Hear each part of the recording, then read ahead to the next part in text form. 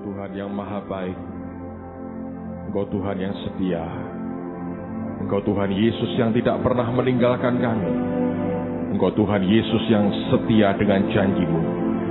Engkau yang berjanji tidak akan pernah meninggalkan kami. Dan Engkau yang sungguh menggenapi, Engkau tidak pernah meninggalkan kami ya Tuhan. Terima kasih untuk pagi hari ini. Terima kasih untuk anugerah kami boleh dihimpunkan dan menyembah Engkau. Pagi hari ini Engkau memberkati kami. Tidak ada orang yang pulang tanpa diubah hatinya dan diberkati oleh Tuhan. Semua kami pulang dengan berkat dan perubahan yang daripada-Mu. Karena itu selubungi kami pikiran, perasaan, kehendak kami, tubuh kami, roh kami, dengan roh hikmat, roh wahyu dan roh pengertian. Karena itu yang membuat kami mengerti akan hati-Mu dan hidup sesuai dengan kehendak-Mu. Terima kasih Bapa.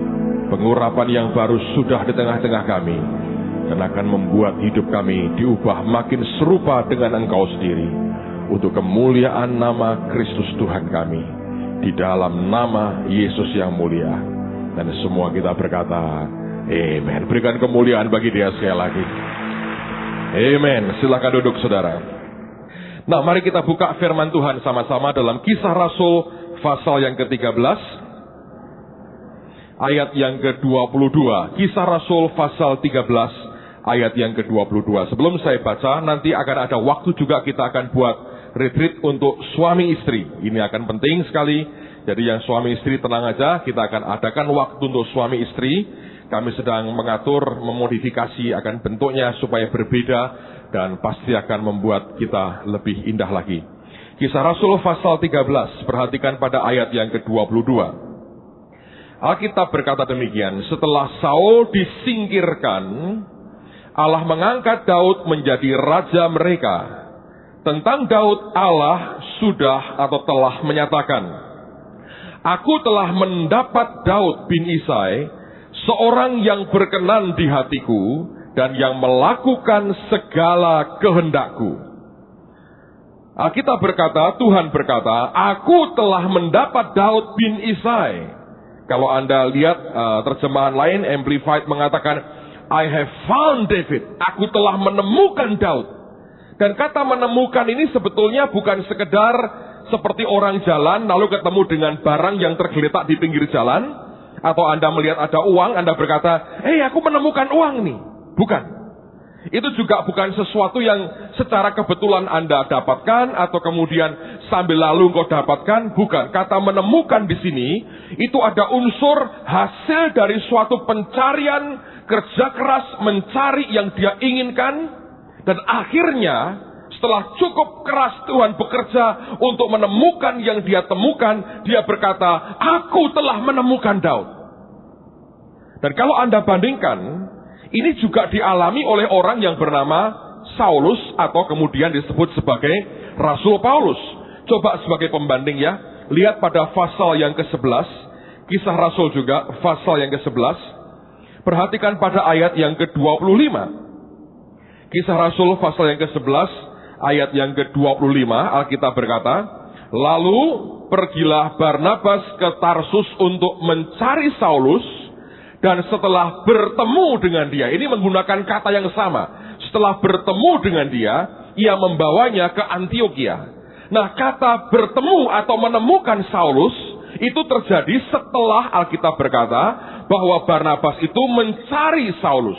Kata mencari, dalam terjemahan yang lain itu artinya seperti orang berburu. Tuhan berburu, seperti seorang hunter, seorang pemburu. Dia harus hunting dulu. Dia mesti berburu. Nah, kalau Anda tahu orang berburu, saya tidak pernah berburu, saya mendengar, itu bukan sesuatu yang gampang. Dia harus berkata begini, aku mau ke hutan, aku ingin cari binatang seperti ini. Lalu kemudian dia harus masuk ke hutan itu, dia harus mengenali hutan dengan baik, dia harus berburu dengan jitu, kalau tidak, salah tembak, orang lain yang mati, atau dia jadi mangsa binatang yang lain. Jadi artinya ini bukan sesuatu yang dengan gampang ditemukan, tapi sesuatu yang harus diburu, yang harus dicari. Sesuatu yang sebetulnya Tuhan berkata, aku ingin jenis yang seperti ini. Karena itu aku mesti cari orang seperti ini.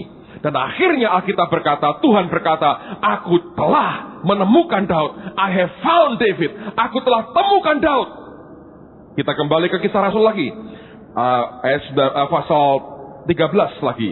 Ayat 22. Dia berkata, I have found David. Aku telah menemukan Daud bin Isai.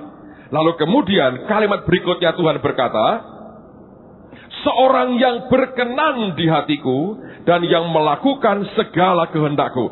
Amplified menerjemahkan dengan kalimat yang indah sekali yang berkata, a man after my own heart, orang yang berkenan di hatiku, who will do all my will, yang akan melakukan semua kehendakku, and carry out my program fully, dan akan membawa akan programku sepenuhnya, kata Tuhan. Tidak heran ketika dia menemukan orang yang bisa melakukan semua kehendaknya dan membawa akan program Tuhan sepenuhnya. Hati Tuhan begitu senang sampai dia berkata, aku telah temukan Daud. Aku telah berburu orang seperti ini. Aku mencari orang seperti ini. Ini bukan orang gampangan. Ini bukan orang sembarangan. Ini tidak mudah ditemukan. Dan dia berkata, aku telah menemukannya. Aku sudah menemukannya. Anda bisa bayangkan hati Tuhan. Dia temukan orang yang cocok dengan hatinya. Yang berkata, yang berkenan di hatiku. Nah, yang luar biasa sebetulnya, ketika dia berkata, a man after my own heart. Apa artinya itu? Kalau Anda cek dalam terjemahan yang lain, The Message misalnya, itu menggambarkan dengan terjemahan bebasnya begini. Aku telah menemukan Daud, orang yang berkenan di hatiku. Artinya begini, orang yang detak jantungnya, heartbeatnya, sama dengan heartbeat saya. Bayangin, kalau dia dicek di jantungnya Daud, sama. Tapi seringkali Tuhan dicek jantungnya, heartbeatnya. Ketika kita dicek, mati. Anda tahu itu? Dia berkata, orang yang bisa ngerti heartbeatku. Orang yang bisa ngikuti irama jantung dan hatiku. Kalau aku kenceng, dia kenceng. Aku slow, dia slow. Kalau berhenti pasti tidak, Tuhan tidak pernah mati. Tapi dia berkata, orang yang bisa ngerti dan heartbeatnya sama dengan heartbeatku. Yang detak jantungnya sama dengan aku. Yang ngerti betul perasaanku. Tahu yang aku mau. Dan dia berkata, ini yang aku temukan. Ini bukan sembarang orang. Karena semua manusia punya detak jantung yang berbeda-beda. Kita sebagian gemuruh lihat duit jantungnya. Sebagian gemuruh lihat perempuan atau laki-laki. Sebagian gemuruh lihat jabatan. Tapi orang yang heartbeatnya, detak jantungnya sama dengan Tuhan. Itu yang Tuhan cari. Dan kalau dia menemukan, dia akan berkata, aku sudah menemukannya. Dan itu sesuatu yang langka. Sampai Tuhan begitu bersuka cita. Ingat, dia pernah dikecewakan. Ketika Saul yang begitu minder dan di bawah diangkat Tuhan tinggi. Tapi kemudian tidak setia dan berkata, kecewa sekali. Aku sudah angkat hidupnya begitu rupa. Kok ujungnya hanya seperti ini. Tapi kemudian Alkitab berkata, dengan sukacita dia berkata, aku telah menemukan Daud. Orang yang detak jantungnya sama dengan aku. Orang yang mengerti perasaanku. Orang yang senada dengan hatiku. Ini yang aku temukan. Dan orang seperti ini akan melakukan semua kehendakku. Dan membawa semua programku sepenuhnya. Saudara, ini yang sebetulnya Tuhan inginkan di dalam kehidupan kita. Orang yang hatinya bisa memahami dan merasakan akan hati Tuhan. Orang yang bahkan detak jantungnya, heartbeatnya sama dengan heartbeatnya Tuhan. Coba buka Mazmur pasal yang ke-84. Mazmur pasal yang ke-84. Ada sebuah statement yang indah sekali yang saya ingin ajak kita belajar sama-sama. Mazmur pasal yang ke-84. Ayat 6, 7 dan ayat yang ke-8. Mazmur 84 ayat 6, ayat 7 dan ayat yang ke-8. Alkitab berkata, berbahagialah manusia yang kekuatannya di dalam Engkau, yang berhasrat mengadakan ziarah. Ziarah itu suatu perjalanan rohani. Kemana sebetulnya? Nanti kita akan lihat. Apabila melintasi lembah Baka, kata lembah Baka artinya lembah tangisan. The valley of weeping. Lembah tangisan, lembah air mata. Mereka membuatnya menjadi tempat yang bermata air. Jadi air mata diubah jadi mata air. Indah sekali. Bahkan hujan pada awal musim menyelubunginya dengan berkat. Ayat 8, inilah tujuan mereka. Mereka berjalan makin lama makin kuat. Hendak menghadap Allah di mana? Di Sion. Kalau Anda cek di Amplified Bible, Alkitab berkata, orang yang kekuatannya di dalam Tuhan, Alkitab berkata berbahagia. Yang berkata, yang berhasrat mengadakan ziarah. Kata hasrat itu sesuatu yang ada di dalam hatinya. Dan Alkitab berkata, whose hearts are the highways to Zion. Yang hatinya merupakan jalan tol yang besar ke Sion. Hatinya sendiri itu merupakan jalan tol ke Sion.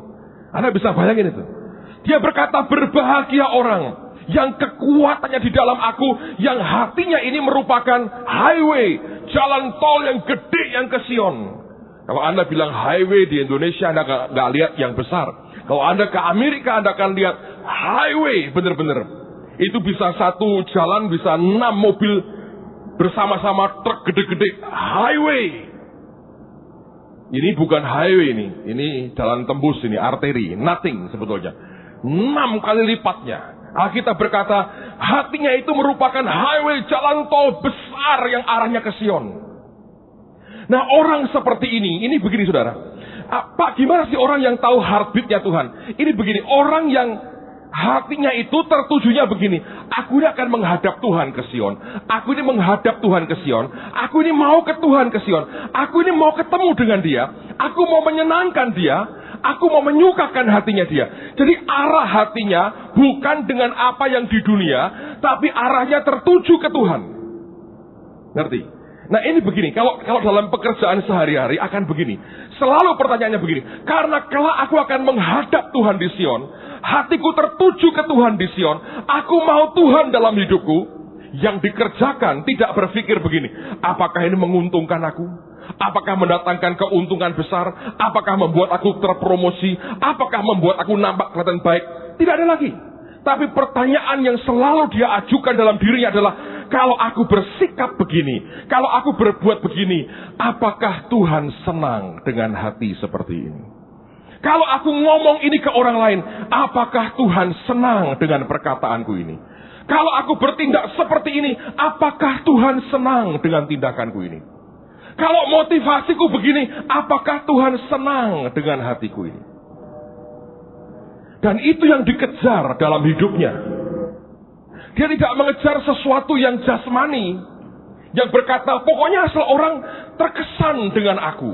Pokoknya asal orang lain berkata, wow kamu hebat. Bukan. Tapi pertanyaannya adalah, apakah Tuhan senang dengan yang aku lakukan?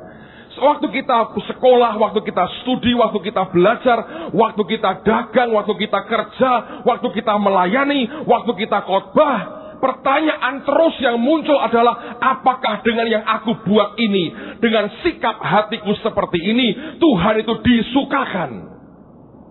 Dan kalau setiap orang di tengah-tengah kita, setiap hari, terus itu yang dipertanyakan dalam hatinya, maka engkau akan mulai mengerti heartbeatnya Tuhan, detak jantungnya Tuhan. Anda dan saya akan bisa mulai mengerti.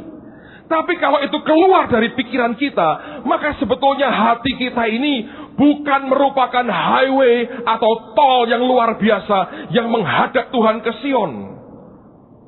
Masih merupakan jalan tikus yang muter-muter dan ujungnya sampai ke diri kita sendiri. Dan itu yang sebetulnya dijumpai Tuhan dalam hidup banyak orang percaya. Sehingga ketika ada orang yang bisa menemukan dan mengerti detak jantungnya Tuhan, dia berkata, aku telah menemukan Daud. Dan dia berkata bersorak-sorai sepertinya, ini yang aku cari selama ini. Perburuanku berakhir. Nah, orang seperti ini yang gua suka. Dia ngerti detak jantungku, dia tahu heartbeatku. Tapi kalau kita jujur melihat akan hati kita sendiri, seringkali semua yang kita kerjakan untuk memuaskan diri kita sendiri. Saya belajar bahwa akhirnya tertuju kepada hati kita, apakah selama ini terarah ke Tuhan atau terarah ke diri kita sendiri. Ketika saya kuliah di Undip beberapa tahun yang lalu, sudah lama sekali, lebih dari 20 tahun yang lalu saya kuliah. Dan pada waktu itu saya pernah ikut satu ilmu namanya ilmu sosiologi, pelajarannya. Dan saya diajar oleh dosen saya masih ingat sampai sekarang. Dia berkata, dia ngomong soal seni, dia berkata. Ada dua macam aliran besar dalam seni, dia berkata. Yang pertama adalah istilahnya seni untuk seni. Dan yang kedua, seni untuk masyarakat. Seni untuk seni itu gampangnya begini. Orang itu menciptakan sesuatu hanya untuk tumpahan hasrat dan jiwa seninya. Dia tidak peduli apakah orang lain akan senang atau bahagia dengan hasil karyanya. Yang penting dia puas. Ngerti saudara? Jadi buat lukisan atau patung, aneh. Tapi nggak pernah dipamerkan. Ngapain? Taruh di kamar. Dia liatin, diputer. Dia apa yang dia hasilkan tidak pernah bisa dinikmati oleh orang banyak. Ditunjukin begini, apa ya? Ya biasa. Dia berkata, marah dia. Tidak tahu ya, ini seni tinggi. Enggak tahu itu. Tapi ada orang yang berkata, aku mau menghasilkan karya seni untuk masyarakat. Lalu orang bisa membuat novel, orang bisa membuat karya sastra, orang bisa membuat akan film yang bisa dinikmati oleh orang banyak. Dan hasilnya orang lain menghargai. Jadi ada dua aliran dalam kehidupan kita secara rohani. Hidup untuk hidup kita sendiri atau hidup untuk Tuhan yang memberikan kehidupan buat kita. Itu arah hati kita. Kalau itunya sudah meleset atau melenceng, ya sudah akan hancur semuanya. Nah, hati kita ini jalan tol ke Tuhan atau hanya merupakan jalan tikus yang menuju ke diri sendiri. Ujung-ujungnya berputar ke diri sendiri. Nah, ini yang sebetulnya akan membuat kita tidak pernah tumbuh dewasa di dalam Tuhan kita. Semalam ada acara bagus di gereja. Ada banyak anak-anak pelajar, anak-anak youth kita yang hadir. Saya tahu beberapa orang tua juga hadir. Kita buat panel di sini dengan judul Ratapan Anak Tiri. Dan yang membuat saya berkesan tentu adalah panelisnya, orang-orang yang kita kenal selama ini. Dan teman-teman kita ini punya pengalaman-pengalaman yang traumatik dengan orang tuanya. Tetapi yang membuat saya lebih berbahagia, bukannya melihat kesusahan mereka. Ketika satu persatu, dari minimal 3 yang ditampilkan kemarin berkata, aku sudah mengalami kelepasan. Anda tahu yang mereka alami, perlakuan yang dialami? Ada satu yang dihajar orang tuanya dari kecil. Dia ikut dengan ibu tirinya. Ini betul-betul ratapan anak tiri. Ada lagi nanti kita buat ratapan ibu tiri juga ada. Karena banyak ibu tiri juga takut sama anak-anak tirinya karena ganas-ganasnya luar biasa. Tapi ini betul-betul ratapan anak tiri dihajar, ditempelengin, ada yang cerita katanya bangunin itu nyetel radio kenceng taruh di kupingnya begitu.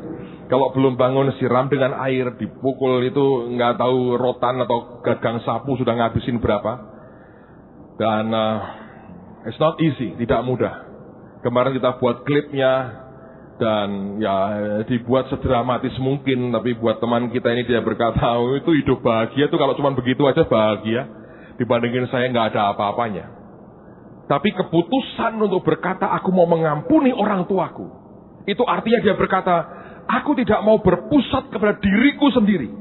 Karena banyak orang sembuhnya setelah mereka mengakui, oh kamu anakku, kamu hebat, kamu ini, kamu itu, baru dia merasa lega. Tapi hampir semualah saya berkata melihat, ketika mereka membuat keputusan, apapun yang terjadi, aku tidak akan membiarkan masa laluku menghantui diriku sampai hari ini. Dan dia berkata bahwa aku mau ikut Tuhan, aku mengampuni mereka. Begitu pengampunan Tuhan turun, yang terjadi adalah mereka mengalami pemulihan dalam keluarga mereka. So, arah hati kita ini penting, saudara. Ngerti? Kalau tertujunya ke Tuhan, maka Anda akan berkata, pokoknya dia. Apapun akan aku singkirkan kalau itu tidak menyukakan hatinya. Ini yang membuat Daud dicintai Tuhan luar biasa. Kemarin kalau Anda dengar kesaksian Saya tahu dramatis sekali sih. Beberapa story itu menurut saya sangat dramatis sekali. Tapi Tuhan, saya heran saya melihat Tuhan itu luar biasa. Kita punya Tuhan yang bisa menyelamatkan kita dan seisi rumah tangga kita. Anda pernah dengar cerita, saya nggak sebut nama di antara mereka. Lihat waktu dia masih SD, orang tuanya. Yang satu karena kalap sekali, yang satu karena harus mempertahankan diri. Dalam keadaan yang begitu tegang semua. Anda tahu ambil pisau dua-dua dan saling geletak dua, darah di mana-mana, teriak keluar, nggak ada tetangga mau tolongin mereka. Sampai hampir sejam kemudian keluarganya datang dan diangkat ke rumah sakit. Tapi yang luar biasa, dalam kondisi keluarga seperti itu, Yesus sanggup memulihkan dengan cara Tuhan yang luar biasa. Yang saya kagum dengan Tuhan, dia berkata, kami mengasihi orang tua kami, didoakan, dan sebelum papahnya pulang, mereka sudah semua diselamatkan. Tuhan memberikan pemulihan yang luar biasa. Sudah ngerti? Hatinya harus tertuju kepada Tuhan. Kalau hatimu tertuju ke dirimu terus, itu akan menciptakan masalah demi masalah yang tidak pernah selesai. Alkitab berkata, orang yang dia berkata, ngerti detak jantungku, tahu arah hatinya itu jalannya ke Sion. Luar biasa. Dia tidak akan digoda, diselewengkan oleh apapun. Dia berkata, pokoknya Tuhan. Jadi sekarang Anda cek dalam dirimu. Kalau engkau mengerjakan sesuatu untuk kesukaan siapa? Kalau engkau lagi marah dengan orang, Anda tanya, apakah memang Tuhan mau? Oh, Tuhan mau, Pak. Bahkan dia berkata, itu ambil sabukmu, tendangi mejanya. Ya silahkan. Kayak Yesus menjungkir balikkan meja orang penukar uang, money changer. Ya, kalau Anda merasa begitu silahkan. Tapi kalau Anda mengerti dia berkata, masa engkau begitu? Engkau harus berhenti. Kalau engkau membuat sesuatu misalnya, Anda tanya, Tuhan ini untuk siapa? Semua kita berkata, untuk kemuliaan namamu. Tapi ketika orang mencaci maki pekerjaanmu, bisakah kita berkata, Tuhan engkau dicaci maki? Atau engkau berkata, kurang ajar ya, ngeritiki aku terus? Yang mana? Dari situ akan tahu sebetulnya, hati kita ini highway ke Tuhan, atau jalan tikus ke diri kita sendiri, yang cuma muter, akhirnya berujung kembali kepada diri kita sendiri. Saya berdoa, kita harus makin dewasa, mengerti akan siapa kita, diri kita yang bagaimana ini, supaya kita makin dibuat dewasa oleh karena anugerah Tuhan. Amen, saudaraku. Saya teringat beberapa tahun yang lalu, tahun 98. Pada waktu itu kita belum berkembang seperti sekarang. Sudah mulai tapi belum sampai pada puncak. Kita belum tembus angka 1000. Kira-kira mungkin di angka 700 jemaat pada waktu itu. Dan ini yang saya masih ingat dan tidak akan saya lupakan. Saya pernah ceritakan sekian tahun yang lalu. Untuk beberapa Anda saya mau ulang. Saya mau tunjukkan kepada saudara. Setiap orang harus melewati sebetulnya. Tingkat level degree-nya berbeda-beda. Tapi setiap orang harus melewati. Ada ujian-ujian di mana engkau harus meninggalkan kenikmatanmu sebegitu rupa. Sehingga Tuhan bisa berkata, memang engkau mau menyukakan hatiku. Waktu itu saya dengan Pak Mulyadi sebetulnya, Rumah Damai belum dibentuk. Beliau baru akan pindah ke Semarang. Dan kami sedang cari tanah sebetulnya. Malam itu menjelang Natal kalau tidak salah ya, atau sekitar Natal Desember 98. Saya antar Pak Mul ke Gunung Pati. Saya masih ingat dia bawa bus yang dibeli pada waktu itu, minibusnya. Kami pergi, kami lihat akan lokasinya malam hari sebetulnya, karena mau ketemu dengan yang punya tanah. Lihat tempatnya dan sebagainya. Lalu kemudian dia berkata, wah Pak ini cocok. Setelah beberapa saat, kemudian dia antar saya pulang ke rumah.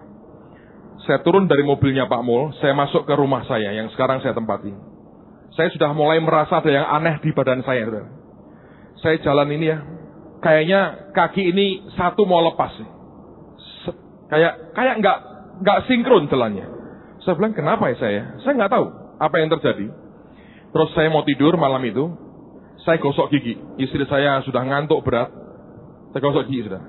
Gosok gigi ini sampai ini. Jadi sikat giginya dengan odolnya itu sampai ke sini. Saya bingung, saya bilang, ini kok nggak sinkron badanku, tapi yang separuh. Terus saya ngomong sama istri saya, aku ngalami apa ya, kok begini ya, kok nggak sinkron. Nah, dia belum sepinter sekarang. Dia berkata, tinggal tidur aja nanti kan hilang sendiri.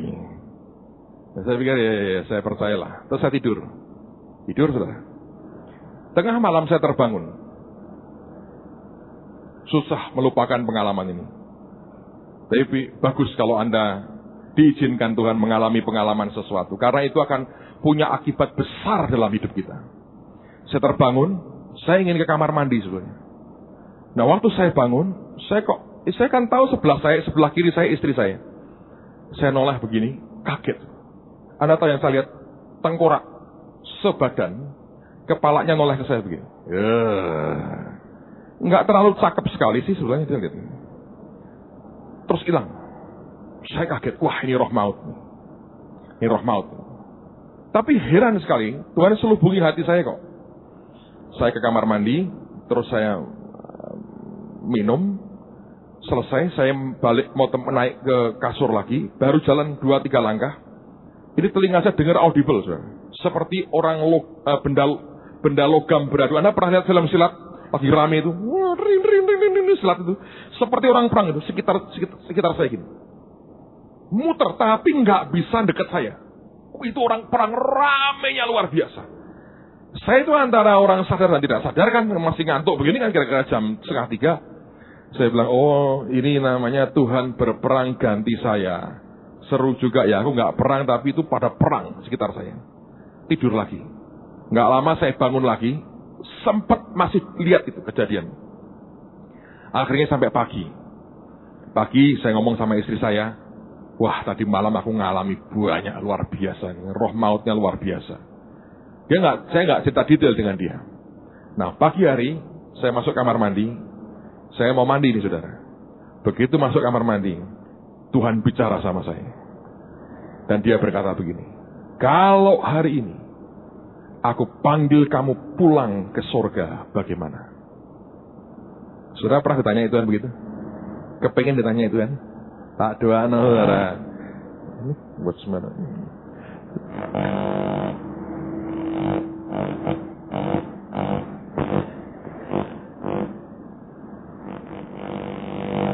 Alright. Jadi dia berkata, kalau hari ini aku panggil kamu pulang, bagaimana? Saya lagi berasa aja saudara, bahwa hari-hari ini Tuhan sudah ngetes hati banyak orang. Nah, kalau Anda ditanya Tuhan begitu, saudara sudah tidak akan sempat mikir, karena itu roh dengan roh. Gak bisa. Anda boleh ngerancang apapun sekarang, nanti kalau tanya Tuhan aku begini, nggak, percuma. Itu dia akan muncul di saat yang tidak kamu duga, dan tiba-tiba, boom, Anda roh dengan roh itu ketemu, engkau tidak bisa berdalih. Ketahuan semua. Engkau akan jawab seperti yang di dalammu itu ada. Yang saya heran sampai hari ini, keluar di dalam saya. Amin Tuhan, saya mau. Artinya mau mati. Mau, saya teriak. Amin, puji Tuhan. Sudah nggak ingat istri, nggak ingat anak-anak, nggak ingat saudara, nggak ingat. Yang penting saya bisa meledak sukacitanya, saya teriak, amin, saya mau. Padahal kita kalau tanya, dalam Yesus mati masuk mana? Surga. Mau mati? Tidak. Loh, bingung toh? Bingung. Artinya yang di dalammu ini masih belum memadai. Selesai itu. Nggak ada apa-apa, diam aja dia. Jadi sudah 6 tahun hampir belum mati juga. Nggak jadi artinya. Tapi kemudian apa yang terjadi? Siang pagi itu saya doa dengan istri saya.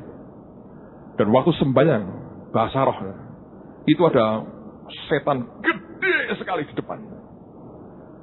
Tinggi, hilang. Saya ngomong sama istri saya.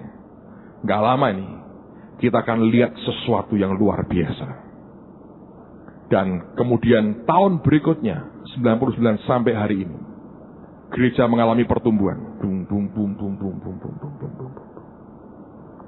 Tapi saya beritahu saudara, yang ditawar pertama kali, nyawa saya. Kalau aku panggil kamu pulang, bagaimana? Dia nggak langsung berkata, pulang. Enggak. Dia tawarkan ke kita.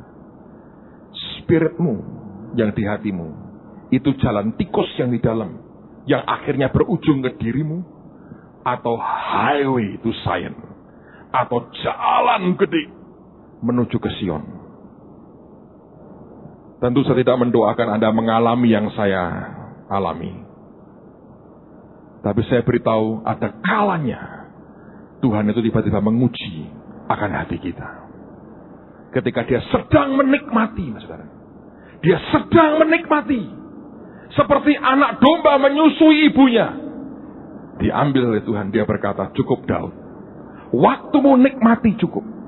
Sekarang waktu kerja buat aku. Waktu diambil kenikmatannya, dan dia mengiyakan apa yang Tuhan mau. Dia berkata, ini orang ngerti heartbeatku, detak jantungku. Nah, balik lagi. Sekarang pertanyaan begini. Nah, di mana Tuhan menemukan Daud? Ketika dia berkata, ini aku temukan Daud ini, orang yang ngerti heartbeatku. Di mana Tuhan temukan Daud? Lihat di Mazmur pasal yang ke-78. Mazmur pasal yang ke-78. Ayat yang ke-70, 71 dan 72. Mazmur pasal yang ke-78 ayat 70, 71 dan 72. Mazmur pasal yang ke-78 ayat 70 sampai dengan ayat yang ke-72. Dan ini Anda akan mengerti di sini Tuhan menemukan Daud dan seperti apa awalnya orang yang heartbeatnya, detak jantungnya sama dengan Tuhan. Mazmur 78 ayat 70. Dipilihnya Daud hambanya, perhatikan ini, diambilnya dia dari antara kandang-kandang kambing domba, dari tempat domba-domba yang menyusui, didatangkannya dia untuk menggembalakan Yakub umatnya dan Israel miliknya sendiri. Ia menggembalakan mereka dengan ketulusan hatinya dan menuntun mereka dengan kecakapan tangannya. Lihat orang yang heartbeatnya sama dengan heartbeatnya Tuhan, yang muncul pertama bukan kecakapan tangan, tapi ketulusan hati. Karena Tuhan mengerti dan dia mengerti yang penting buat Tuhan itu sikap hati kita. Ya, dia nggak tunjukkan skillnya. Banyak orang bangga dengan skillnya, dengan kemampuannya. Tapi kekuatan Daud bukan pertama-tama pada skillnya. Kelak skillnya akan muncul juga. Tapi yang pertama Alkitab berkata, dia menggembalakan mereka dengan ketulusan hatinya, dengan hati yang sincere, dengan hati yang murni, dengan tulus hati. Karena orang ini ngerti detak jantungnya Tuhan. Yang Tuhan mau apa dia ngerti betul. Sehingga itu yang kemudian dia alami dalam hidupnya, bahwa dia mengalami bahwa ketulusan hati yang nomor satu, dan itu yang dia punya. Baru kemudian skillnya, keterampilannya muncul. Banyak orang hari ini menghargai keterampilan lebih daripada ketulusan. Tapi saya mau beritahu saudara, Tuhan melihat hati kita lebih daripada semua keterampilan kita. Anda boleh punya semuanya, Paulus berkata. Tapi kalau tanpa kasih, tidak ada gunanya. Artinya tanpa ketulusan dalam hatimu, tanpa engkau mengerti akan detak jantungnya Tuhan, semua upaya kerja keras kita, skill kita, kemampuan kita, seperti apapun, itu hanya nomor dua. Yang paling pertama dia lihat adalah ketulusan hati kita. Karena orang dengan gampang sebetulnya memuji diri sendiri kan. Dengan gampang orang sebetulnya berkata, mengklaim ini hasil kerja saya. Dengan mudah orang berkata bahwa ini karena aku mampu. Anda akan dengan gampang meremehkan orang lain. Dengan gampang engkau akan tersinggung kalau dikritik pekerjaanmu. Dan merasa, kenapa sih engkau selalu mencela aku? Harusnya mengerti dong. Nah, itu artinya bahwa engkau mengerjakan itu untuk dirimu sendiri. Tapi kalau benar buat Tuhan, tidak ada sakit hati karena sebetulnya semua engkau arahkan bagi dia. Iya kan? Tapi kenyataan kita masih harus belajar mengerti akan detak jantungnya Tuhan. Supaya dia berkata, ini orang aku temukan. Dan orang seperti ini Alkitab berkata yang pertama muncul adalah ketulusan hatinya. Perhatikan, di mana Daud ditemukan oleh Tuhan. Saya ulang lagi, Alkitab berkata dia mengambil Daud dari antara kandang-kandang kambing domba. Dari mana?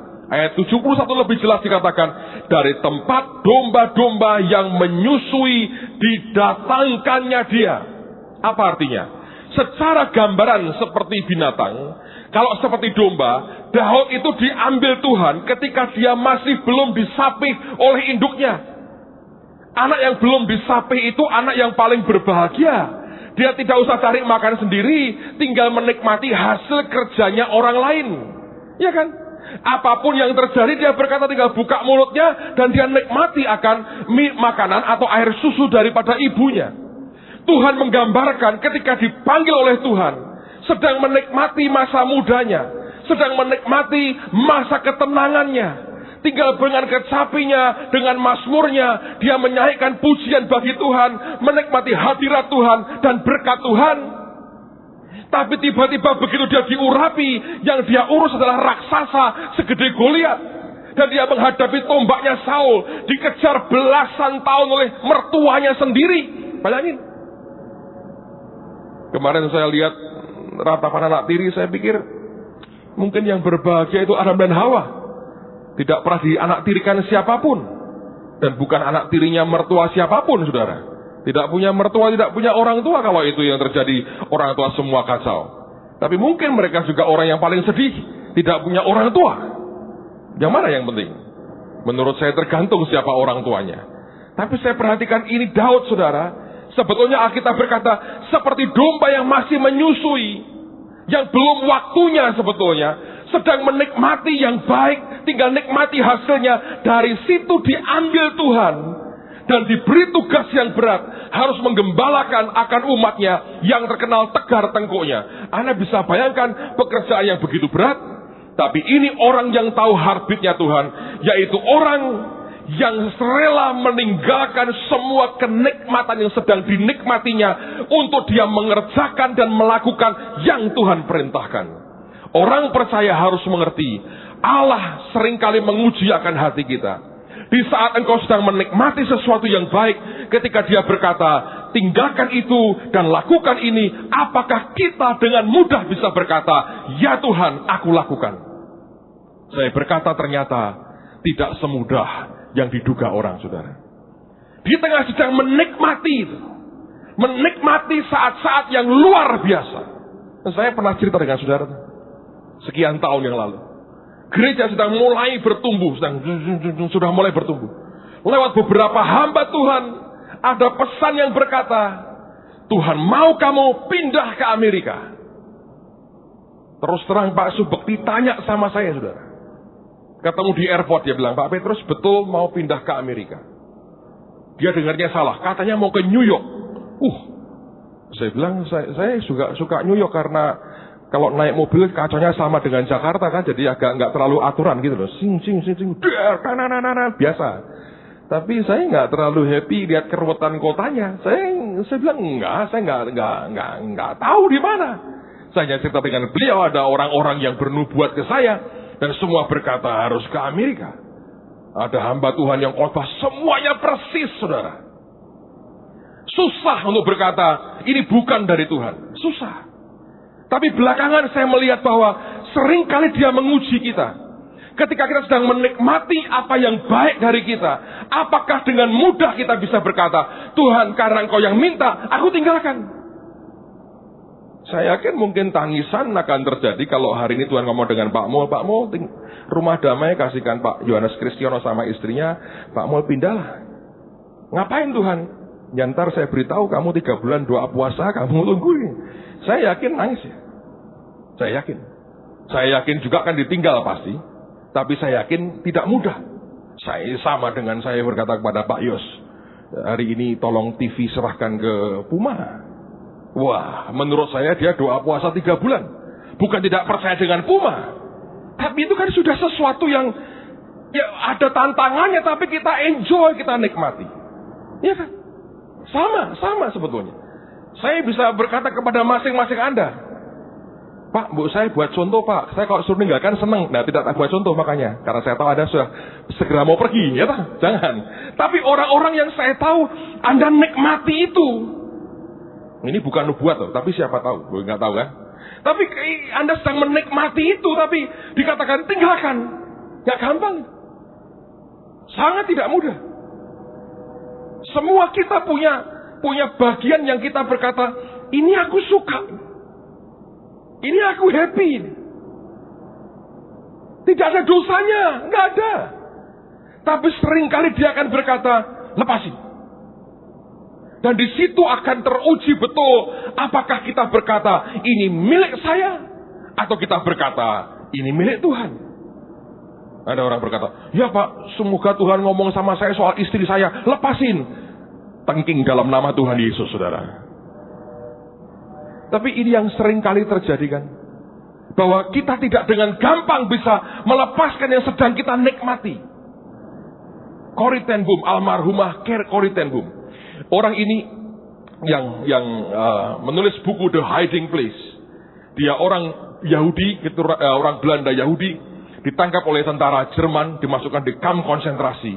Seharusnya dia mati, tapi kemudian saudarinya yang menggantikan posisi dia, begitu rupa sehingga ketika ditunjuk beberapa orang dilepaskan, dia keluar dari penjara dan dia selamat, tapi saudaranya mati di kamp itu. Dan dia berkata kepada seorang hamba Tuhan, satu hari dia berkata, kalau kamu pegang sesuatu, jangan terlalu kenceng, katanya. Sebab seringkali Tuhan akan ambil daripadamu. Kalau kamu terlalu kenceng, Tuhan terpaksa harus membuka jarimu satu demi satu, dan itu sakitnya luar biasa. Jadi cukup pegang, jangan sampai jatuh. Tapi ketika dia berkata, lepasin. Itu membuktikan sebetulnya hati kita tertuju hanya kepada dia. Abraham juga mengalami. Serahkan, korbankan anakmu yang kau kasihi itu. Mengapa selalu begitu, Pak? Sebab Tuhan mau sebetulnya hati kita yang paling aman itu hanya melekat kepada dia. Bukan kepada pekerjaannya, bukan kepada pelayanan, bukan kepada dunia, apalagi kepada materi dan harta. Dan saya berdoa semua kita akan dibawa Tuhan mengerti akan hal ini. Saudara sekalian, ini yang saya mau ajak kita perhatikan. Apapun yang sedang kita nikmati saat ini, apapun juga, kalau dia berkata lepaskan, engkau harus berani berkata seperti Daud berkata, alright, aku lepasin. Masa tenang dengan kecapinya, dengan domba-domba, sekali-sekali singa, sekali-sekali beruang, oke, tapi kalau ngadepin raksasa, itu bukan singa, bukan beruang. Ngadepin mertua, itu bukan singa, bukan beruang. Bukan hal yang mudah. Dikhianati dan mengalami begitu banyak hal. Tapi saya belajar, dia diambil dari tempat di mana domba sedang menyusu, dan Tuhan berkata, aku temukan dia. Orang seperti ini aku suka. Dan seperti orang yang belum waktunya, diangkat Tuhan begitu rupa untuk sebuah tanggung jawab yang tidak mudah. Saudara sekalian, ini yang Tuhan cari dalam kehidupan kita. Dan kalau kita mengiyakan semua calling Tuhan dalam hidup kita, apapun bentuknya, apapun yang dia perintahkan kita berkata, hal duit aku lakukan Tuhan. Itu akan membuat hatimu makin melekat kepada dia. Dan engkau akan diberi ketulusan hati yang luar biasa. Saya berdoa kita memahami itu. Nah, mengapa Tuhan tidak mau kita terikat dengan yang namanya harta, kekayaan, apapun posisi yang di dunia ini? Sebab semua yang sifatnya materi, itu seringkali kalau tidak dihandle dengan wise, akan menghasilkan bencana yang luar biasa. Coba buka sama-sama Yohanes pasal yang ke-6. Saya mau tunjukkan sebuah ironi dalam cerita ini, dan saya harap Anda bisa memahami dengan baik. Yohanes 6 ayat 12 sampai dengan ayat yang ke-15. Saya pernah bacakan akan ayat ini di rumah, tolong baca mulai ayat yang pertama. Yohanes pasal yang ke-6, perhatikan pada ayat 12 sampai dengan ayat yang ke-15. Anda tahu judulnya, Yesus memberi makan 5.000 orang. Nanti di rumah Anda bandingkan ya, Matius, Markus, Lukas menulis akan kisah ini, demikian juga Yohanes. Nah, dari pembanding 4 Injil Anda akan tahu keseluruhannya. Saya akan bacakan dulu, nanti kita akan jelaskan lebih jauh. Dan setelah mereka kenyang, ia berkata kepada murid-muridnya, kumpulkanlah potongan-potongan yang lebih supaya tidak ada yang terbuang. Maka mereka pun mengumpulkannya dan mengisi 12 bakul penuh dengan potongan-potongan dari kelima roti jelai yang lebih setelah orang makan. Ketika orang-orang itu melihat mujizat yang telah diadakannya, mereka berkata, dia ini adalah benar-benar nabi yang akan datang ke dalam dunia. Karena Yesus tahu bahwa mereka hendak datang dan hendak membawa dia dengan paksa untuk menjadikan dia raja, ia menyingkir pula ke gunung seorang diri. Nah, perhatikan baik-baik. Saya mau ceritakan detailnya. Anda harus bandingkan Matius, Markus, Lukas, Yohanes, digabung jadi satu, Anda akan tahu the whole story. Orang banyak datang kepada Yesus berbondong-bondong. Kalau Anda bandingkan, ada dua hal yang minimal pertama-tama dia kerjakan sebelum mereka diberi makan oleh Tuhan Yesus. Yang pertama, Yesus mengajar mereka semua. Mereka semua kumpul, diajar oleh Tuhan. Mendengar firman Tuhan, pengajaran yang diurapi, mereka masih terkendali. Duduk manis, tidak bergerak. Yang bawa makan aja tidak berani makan. Sekarang di gereja kan orang masih berani makan. Oh, saya kena mahal Pak. Nah, itu nggak apa-apa, saudara. Daripada Anda kolaps. Tapi dulu ketika orang mendengar Tuhan berbicara, mereka tahan sepanjang hari. Luar biasa. Urapan Tuhan luar biasa. Dengar firman, pengajaran, tidak gelisah. Ruangan nggak ada AC, panas terik. Mereka tahan. Terkendali. Yang kedua, Alkitab berkata, ketika Tuhan melihat mereka semua seperti domba yang tidak bergembala, tergeraklah hatinya oleh belas kasihan, maka disembuhkannya semua yang sakit. Pengobatan massal, balai pengobatan Yesus Kristus. Orang bayar tapi jos, saudara. Semua sembuh, luar biasa. Sembuh semua. Ketika melihat mujizat Tuhan, itu kan pengurapan Tuhan. Demonstrasi kuasa Allah. Orang mungkin bertepuk tangan, orang bersorak-sorai, tapi tetap masih bisa terkendali. Ingat, semua yang spiritual yang kita terima membuat kita terkendali dengan baik. Tapi Tuhan itu berbelas kasihan. Dia juga manusia. Dia ngajar, dia kerja keras, dia tahu yang mereka rasakan. Dia mungkin berkata begini, aku lapar, mereka pasti juga lapar. Lalu kemudian muncul ide ilahinya. Kita beri makan mereka. Lalu kemudian ngomong kepada muridnya, di mana kita bisa beli makanan supaya mereka dapat makan. Rundingan, nggak ketemu, duitnya nggak cukup untuk memberi makan sekian banyak orang. Memang seringkali dalam kehidupan kita dihadapkan dua pilihan. Kalau nggak cukup tuh dua pilihan, saudara.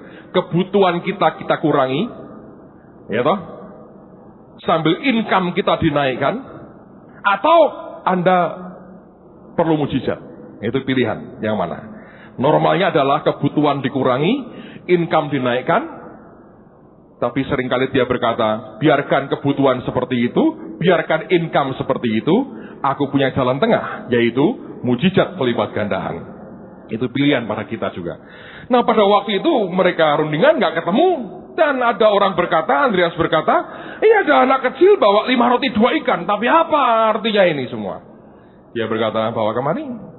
Diberkati sama Tuhan, dia ngucap syukur, bagi-bagi, kasih makan. Suruh duduk. Wah, begitu mau ada pembagian roti, duduk mereka. Ngelompok-ngelompok. Bisa tuh, 50-50. Lihat ya saudara, lihat.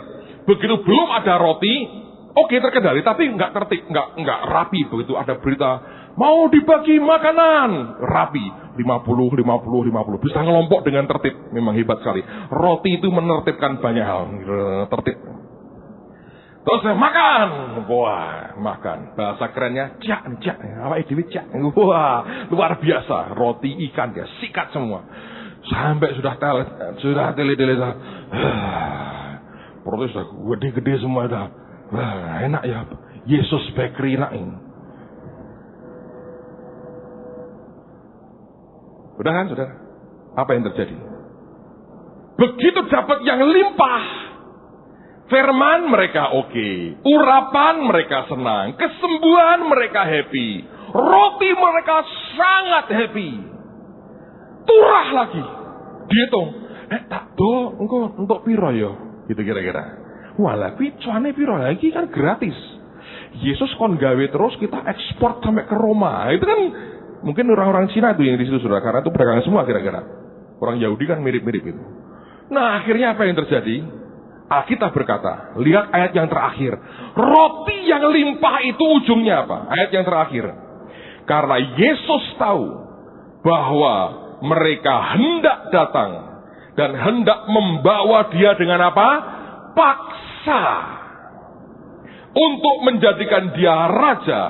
Ia menyingkir pula ke gunung seorang diri. Heran sekali. Kalau sudah kena yang materi dan limpah, makso. Ya, mengendalikan, Tuhan pun dikendalikan. Makanya ini loh saudara, Tuhanmu dan Tuhan saya itu ngerti watak manusia kita. Kalau hatinya tidak melekat kepadaku, tidak mungkin dia bisa melakukan kehendakku. Pasti nanti semaunya sendiri. Awang kurang aja modelnya, wah cari jalannya luar biasa, utang sana utang sini, buat berbagai acara, arisan apa uang, bandaris apa? Ya saya yang megang, supaya bisa dipakai dulu. Gitu. Gagal arisan pindah RT, rumah pindah, kayak keong pindah rumah. Arisan sepeda motor, arisan sepeda, arisan beca, arisan bajai, arisan panci, segala macam. Semua dicoba supaya pokoknya gue bisa makan. Dia sikat sana, sikat sini. Dia ngerti itu. Kamu kurang aja begitu. Kalau gue kasih lebih kayak apa itu? Makanya didikan Tuhan buat kita, dia berkata, selalu lekatkan hatimu itu kepadaku. Dan dia uji, dia didik hati kita. Tidak terikat dengan yang di dunia, dengan yang materi. Karena Yesus pernah ngalami, saudara. Kalau aku hanya ngotbahi mereka, nyembuhkan mereka, oke, semua terkendali. Begitu gua kasih roti, gua dikendalikan. Nah kalau Tuhan aja repot dan khawatir dengan kita, apalagi yang lain. Nanti ini faktanya. Coba misalnya, sederhana aja. Anda kalau ke gereja misalnya ya, paling gampang lah. Ketika engkau tidak punya apa-apa, datang itu sudah ngucap syukur. Wah seneng, enak. Begitu uangmu banyak, di rumah tabunganmu semiliar, rumahmu kan lebih bagus, masuk, mesti komentar, panas. Bu ditambahi ya sini. Nerak kuat tak tuh oke Bobi. Ngatur nggak saudara? Ini tok, misalnya panas, misalnya gitu. Rumahmu kan bagus soalnya. Tiba-tiba Anda di gereja diajak teman misalnya, yuk nyebut hamba Tuhan di airport, ya naik kijang, numpak kok kijang, makanya mencolot gini. Aku ora iso nek numpak kijang. Bagian numpak apa? Anu Airbus aku. Ngatur. Nah, mbok Airbusmu dijeleki kene, ora ono, tak jeleki Presiden Amerika. Macam-macam, ngatur. Ngerti? Karena orang kalau merasa punya dan berkata ini bisa diatur. Begitu orang punya lebih, dia berkata, nah, Yesus kita manfaatkan. Kayain, modal kecil, untung banyak. Wah ini ilmu ngerentennya timbul, ini berapa puluh persen, berapa ratus. Jalan nggak saudara, otak kita? Jalan tuh. Akhirnya apa? Ngatur. Jadi lebih baik Anda dibuat melarat atau diberkati demi kepentingan masuk surga. Ayo. Kita seringkali menempatkan Tuhan di posisi yang sulit. Dia pernah ngomong, aku senang melihat hamba-hambaku diberkati. Tapi dia juga mau semua kita berkenan, hidup kita menikmati kerajaan surga. Tapi lihat kita menempatkan Tuhan dalam posisi yang sangat sulit. Dan seringkali itu yang terjadi. Ayat terakhir, saudara, ayat terakhir. Makanya kalau hati tidak melekat, repot. Keluaran pasal yang ke-8. Nah, kalau Anda sampai di Keluaran 8 ayat yang terakhir ya. Anda kalau lihat judulnya adalah tulah kedua ada kata. Pertama air jadi darah. Kedua itu kata. Kata di mana-mana. Anda yang punya rumah makan Suike Purwodadi, wah saya suka itu Pak. Itu iya. Kalau tertentu. Tapi kalau suikemu dimasuki kata hidup, Anda tidak akan suka. Pelangganmu dilompati kata di kepalanya juga nggak suka. Kalau sudah sampai ribuan jutaan kata, sudah nggak happy lagi. Anda bisa nek lihat kata, terlalu banyak. Nah, kena kata begitu banyak karena tegar sampai akhirnya mereka kapok-kapok lah Firaun. Singkirin dah. Tuhan berkata, oke, singkirin. Ayat yang ke-15. Setelah tekanannya itu selesai, tetapi ketika Firaun melihat bahwa telah terasa apa? Kelegaan.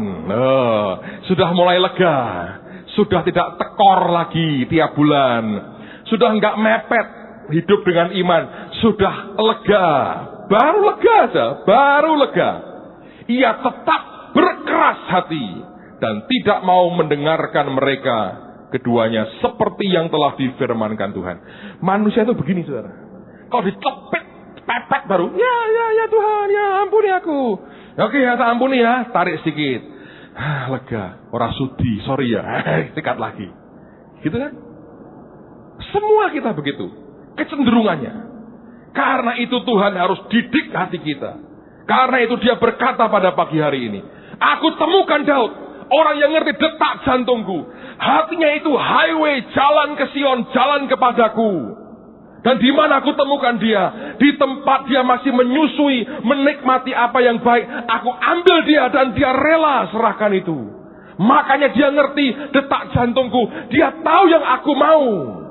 Dan kemudian Tuhan berkata, karena itu dengan ketulusan hati, dia memimpin akan rakyat dan umatku ini. Dan bukankah itu yang Tuhan inginkan dalam kehidupan kita? Saudara sekalian, mari kembalikan segala sesuatunya di dalam hati kita. Selalu kalau kita melakukan apapun tanya, apakah ini menyukakan hati Tuhan atau hanya memuaskan keinginan dagingku saja. Saya berdoa kerinduan kita yang selalu muncul dan terutama adalah hidup menyukakan hati Tuhan senantiasa. Amen. Tutup Alkitab saudara, mari kita berdiri sama-sama. Tuhan kau luar biasa.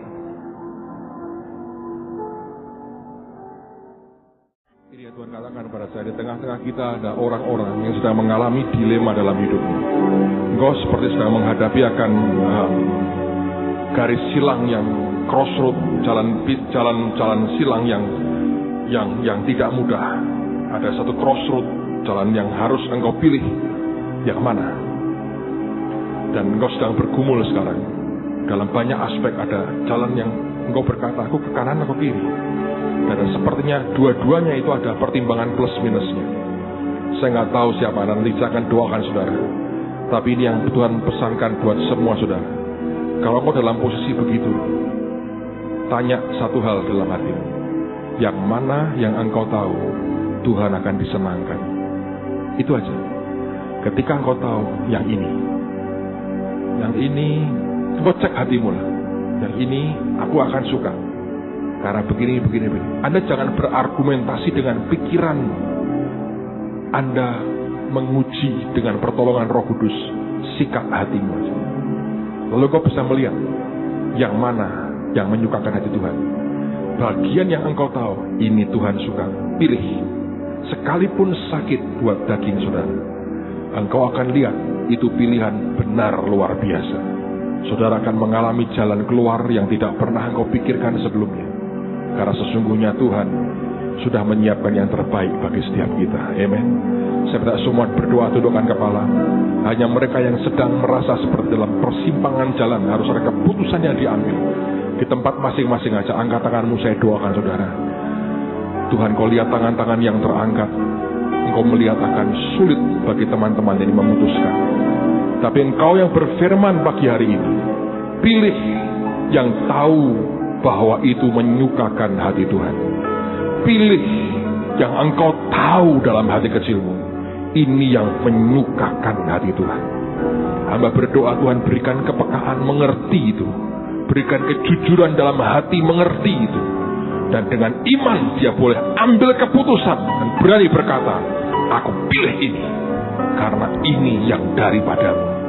Hamba berdoa sekarang dalam nama Tuhan Yesus, kuatkan hati mereka supaya mereka tahu dan mereka membuat keputusan yang benar seperti yang sudah mereka ketahui. Dan kami percaya pada saat mereka mulai melangkah, Tuhan membuka jalan yang luar biasa. Tuhan, terima kasih kau memberkati umatmu satu persatu. Mari semua angkat tangan. Memintakan berkat bagi jemaat yang kau kasih ini. Dalam nama Tuhan Yesus, semua dilindungi Tuhan, disertai Tuhan. Dijauhkan dari yang jahat, dibuat tumbuh makin berkenan di hadapan Tuhan. Hati mereka tertuju terus hanya kepadamu.